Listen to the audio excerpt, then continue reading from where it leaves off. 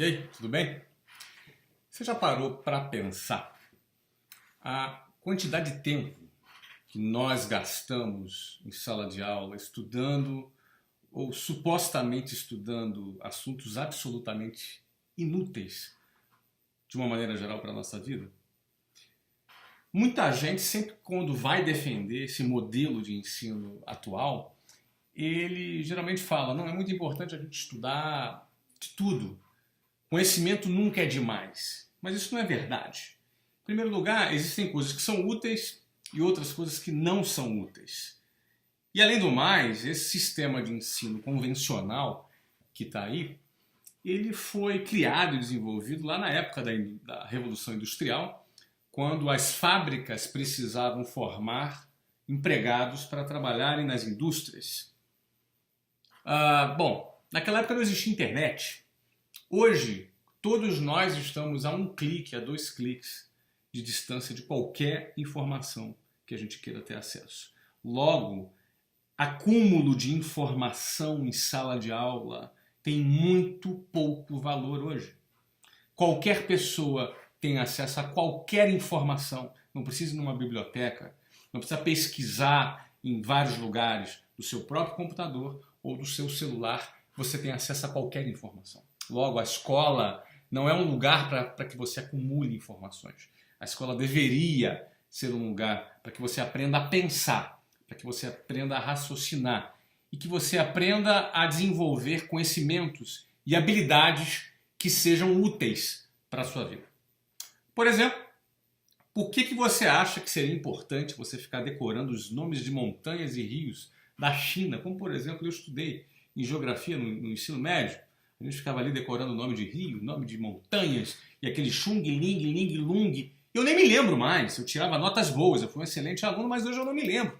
Grande parte daquilo que você estudou na escola, você vai se lembrar. Eu não me lembro da maioria das coisas, de muitas das coisas que eu estudei na escola.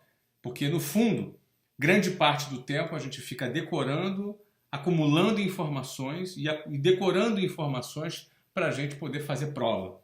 A gente vive nesse sisteminha artificial de decorar para fazer prova, decorar para fazer prova.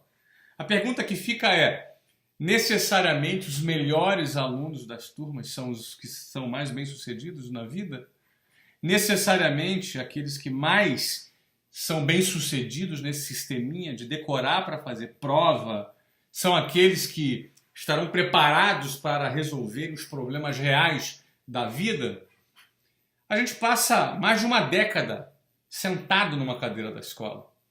Então, já que isso é importante, eu não estou aqui questionando a importância da escola, mas já que nós vamos passar mais de uma década da nossa vida, alguns passam quase 2 décadas sentados nos bancos do sistema de ensino formal, já que isso vai acontecer, então que seja para algo útil, que seja para alguma coisa que esteja conectado com a realidade, com o mundo moderno, e que de fato seja útil para você em toda a vida. Eu vou dar para vocês alguns exemplos.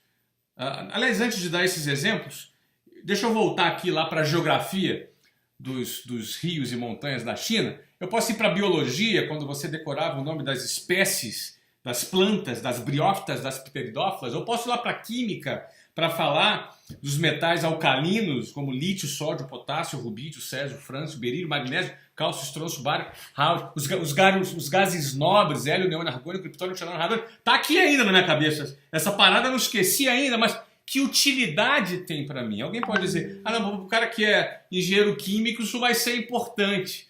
Mas quantos por cento dos alunos vão ser engenheiros químicos?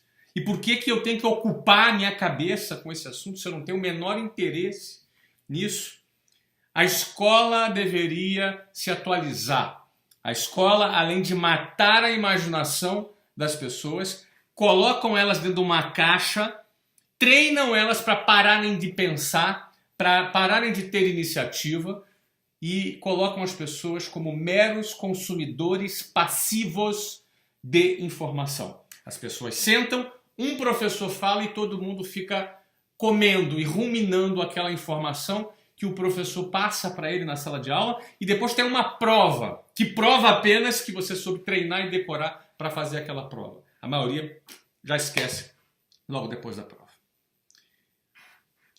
Uma das outras provas de que esse sistema é ineficiente é que ao final do ensino médio, grande parte, não me lembro aqui, eu gravo esses vídeos aqui de improviso, mas você pode pesquisar no Google essas informações, eu não sei aqui as fontes, é por tua conta, não é? Mas está aí no Google à disposição de todos. Eu li recentemente a pesquisa de que a grande parte dos alunos que se formam no ensino médio são analfabetos funcionais. Na realidade, estou falando até de universitários, são analfabetos funcionais. O que é o analfabeto funcional? É a pessoa que é incapaz de compreender, ler um texto, e ele é incapaz de compreender o que aquele texto simples está querendo transmitir.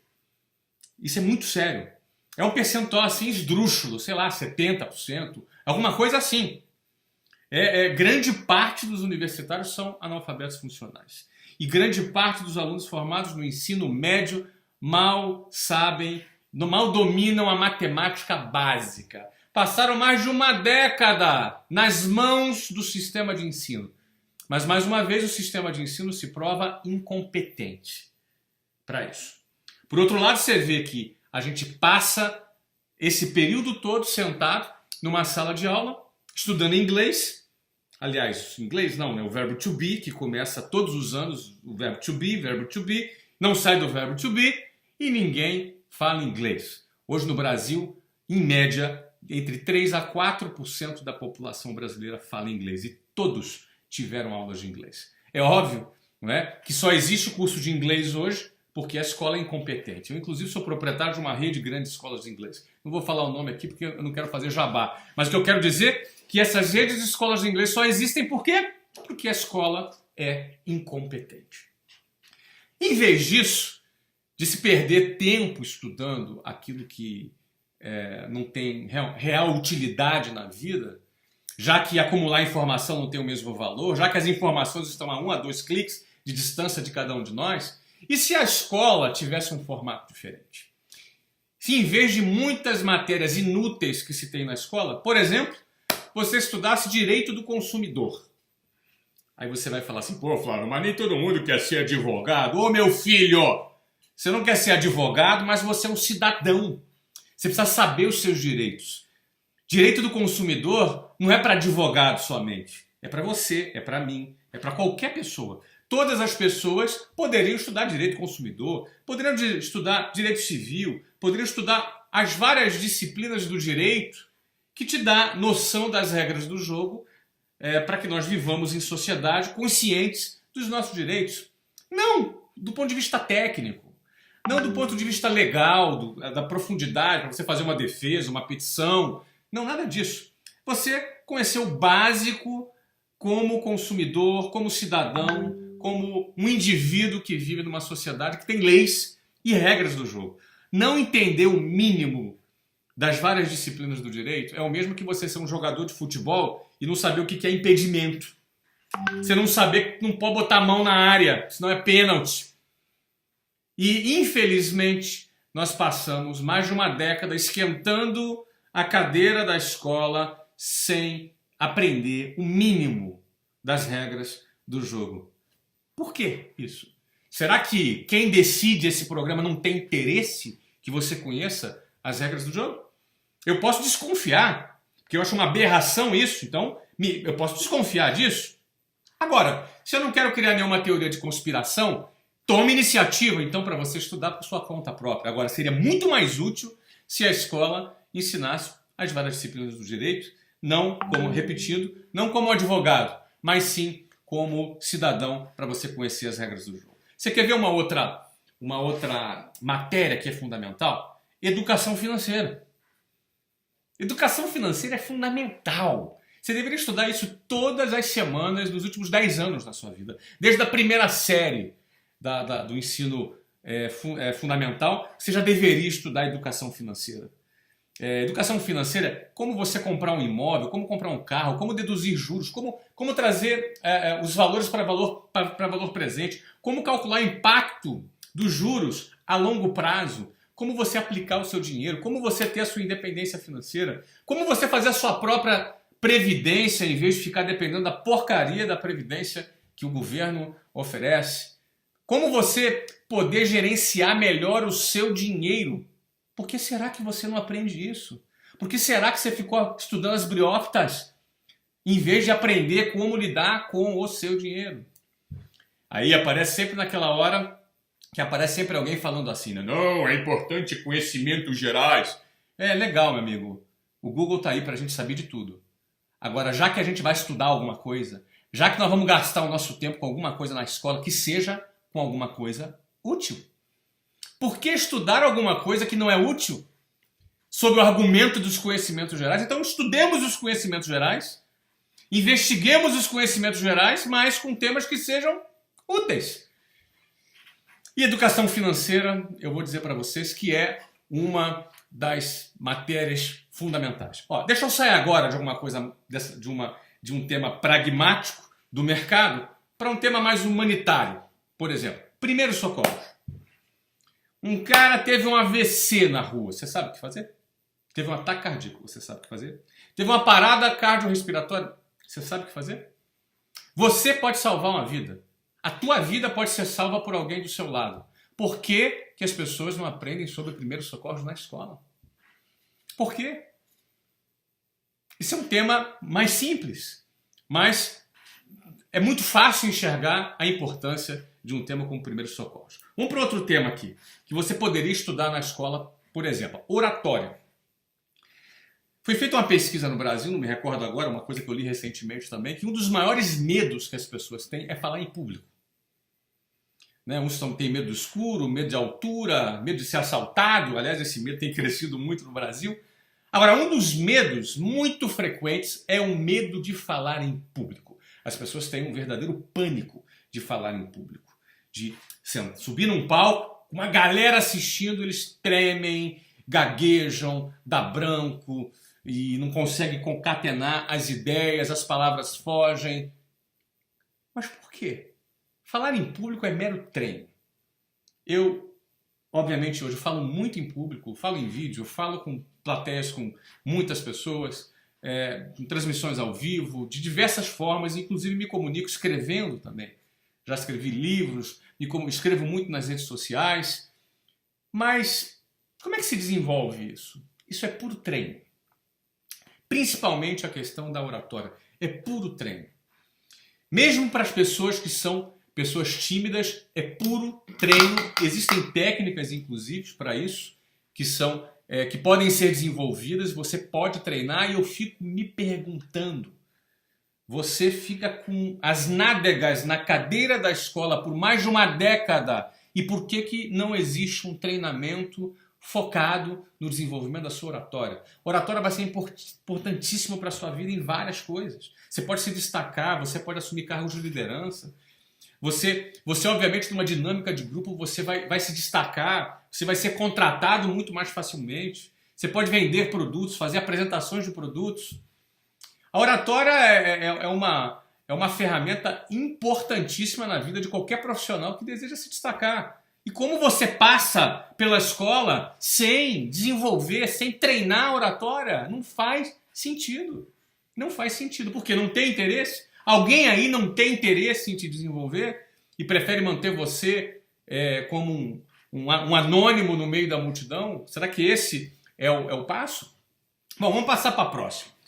Outro ponto interessantíssimo que poderia ser ensinado nas escolas desde o início não é inteligência emocional.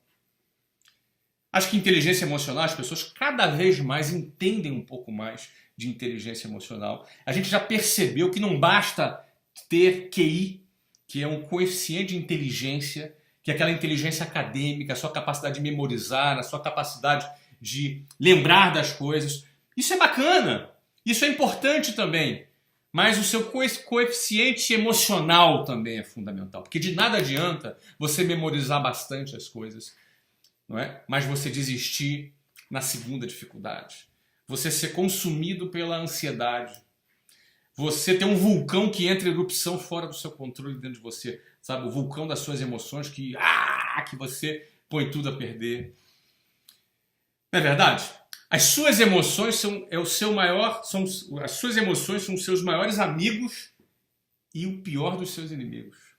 Porque pelas suas emoções você pode ter inteligência para poder administrar essas emoções a seu favor, ou você ser completamente analfabeto do ponto de vista emocional, a ponto de toda hora colocar tudo a perder, abrir o bocão, falar besteira, ter reações ruins, porque as ações a gente calcula, a gente consegue calcular, eu vou fazer isso e vou fazer aquilo. Agora, muitas vezes as reações a gente não controla. Por quê? Porque é uma questão de falta de controle emocional. Isso poderia ser treinado, isso poderia ser ensinado nas escolas durante mais de uma década que você ficou lá estudando os gases nobres. Você ficou lá resolvendo problemas de simulações, às vezes absurdas. Eu lembro, né, problemas de física com simulações absurdas. Eu sei que isso é importante, mas não seria importante também a inteligência emocional? Fazer parte do seu currículo escolar? Esses são só alguns dos exemplos. Deixa eu dar mais outros aqui, eu estou lendo aqui, ó, produtividade. Pelo amor de Deus! Ser produtivo no seu tempo é você realizar mais no mesmo espaço de tempo. São técnicas, são treinamentos, ó, assistência social. A assistência social é fundamental. A gente fala muito de divisão de renda no Brasil, mas a maior maneira de dividir renda no Brasil não é através de ação governamental. O governo segue outra lógica. Eu e você somos responsáveis por dividir renda. Como, Flávio? Cara, quando eu divido o meu conhecimento com você, eu estou dividindo renda com você. Eu estou te habilitando, eu estou te dando ferramenta para que você realize o seu projeto, para que você cresça na sua carreira e que você... Eu estou te dando uma vara de pescar e estou te ensinando a você a como pescar. Então, dividir conhecimentos, por exemplo, é uma maneira de realizar assistência social. Doar dinheiro, apostar, investir, isso às vezes é uma questão de cultura. Isso é só uma questão de cultura. Isso se aprende. Então, desenvolver uma consciência social, isso está acima de partidos políticos, isso está acima de ideologia política. É uma questão de cidadania pessoal. É uma questão de opção minha e da própria sociedade de que cada pessoa desenvolva a sua consciência social individual. Não, eu não quero... As pessoas têm a tendência a levar isso para o coletivismo apenas. Eu trago isso para a individualidade. Eu quero fazer diferença no mundo. É uma decisão pessoal minha. Isso deveria também ser uma decisão pessoal sua e de cada brasileiro. Isso pode ser ensinado também na escola. E, gente, e por aí vai. O vídeo já está ficando um pouco longo. O último vídeo já ficou muito longo também.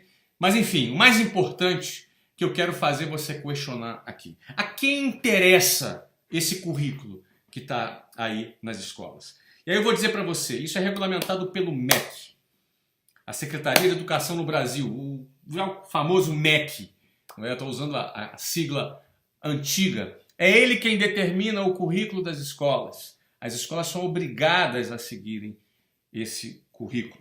E eu pergunto a você, a quem interessa esse tipo de educação que está aí? A quem interessa, inclusive isso envolve as escolas privadas também. Eu não quero nem comentar a questão de doutrinação ideológica nas salas de aulas, tanto para a direita quanto para a esquerda. Eu acho que as crianças têm que ser livres para pensar. Elas têm que conhecer todas as alternativas e serem livres para pensar. Eu deixo para você questionar a quem interessa esse currículo escolar defasado, ultrapassado, com matérias absolutamente inúteis, muitas delas inúteis, outras delas com pouca importância, e deixando de lado temas tão importantes como esse que eu acabei de mencionar aqui agora. Eu poderia mencionar muitos outros temas, como programação, e por aí vai. Tem muitos assuntos que poderiam ser ocupados para que seu filho tenha uma educação decente. Por isso eu quero terminar esse vídeo deixando uma frase para você aqui. Eduque o seu filho apesar da escola. A responsabilidade de educar o seu filho é sua, não é da escola e não é do Estado. É você, pai, você, mãe, é minha responsabilidade educar os meus filhos. Eduque o seu filho apesar da escola. Não acredite que só deixar na escola é suficiente, porque não é, é fraco. Esse sistema é fraco. Todo ele, até a universidade, é fraco. Fraco. Estimula o seu filho a pesquisar, a fazer pesquisa própria. Estimula o seu filho a pesquisar na internet as coisas. Desenvolva brincadeiras na sua casa para estimular a oratória, por exemplo.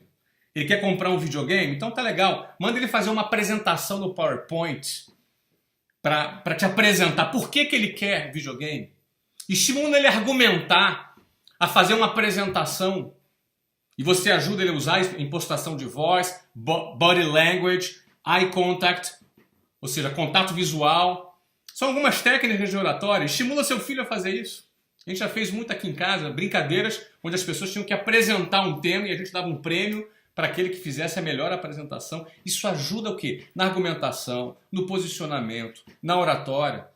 Eduque o seu filho apesar da escola. E outra coisa, hoje em dia o Brasil se tornou o segundo maior consumidor de Ritalina do planeta. Sabe o que é Ritalina? Ritalina é uma droga que é dada para as crianças que são consideradas pela escola hiperativas. Muitos médicos são contra o uso dessa droga e muitos, inclusive, consideram que o diagnóstico de síndrome de atenção por hiperatividade, se não me engano é isso, TDAH, que é a sigla em inglês, síndrome de déficit de atenção por hiperatividade, alguma coisa assim. Muitos desses diagnósticos são dados de forma precipitada, por pura incompetência da escola e omissão dos pais. Pai omisso, mas escola incompetente, manda para psicólogo, psiquiatra que tasca a Ritalina na criança. E é um remédio que causa dependência, e aí você vai ter um filho drogado sem você saber. Você acha que está fazendo o bem para ele e muitas vezes não está. Não estou generalizando aqui. Existem casos de déficit de atenção por hiperatividade. Mas eu vou dizer para você que muitos casos não são. E aí você vai pesquisar na internet, tem médicos que se posicionam contra ao diagnóstico irresponsável dessa tal síndrome de déficit de atenção por hiperatividade. Alguns países, inclusive, nem reconhecem essa doença. Certo? Agora, é óbvio, né? A indústria farmacêutica quer vender remédio, é o trabalho dela. Agora, cabe a você, pai, avaliar e não dar essa moral toda para a escola. Você é responsável por isso. Eu sou um exemplo de um pai que tive pressão da escola querendo que meu filho tomasse Ritalina. É óbvio, a escola não prescreve Ritalina, mas ele encaminha um psicólogo ou psiquiatra para prescrever o remédio. E eu simplesmente me recusei. Meus filhos são ótimos, cabeça boa, inteligentes, notas excelentes, e ainda bem que eu não dei. E ainda bem que eu não dei. Eu digo para você questionar. Questione a escola.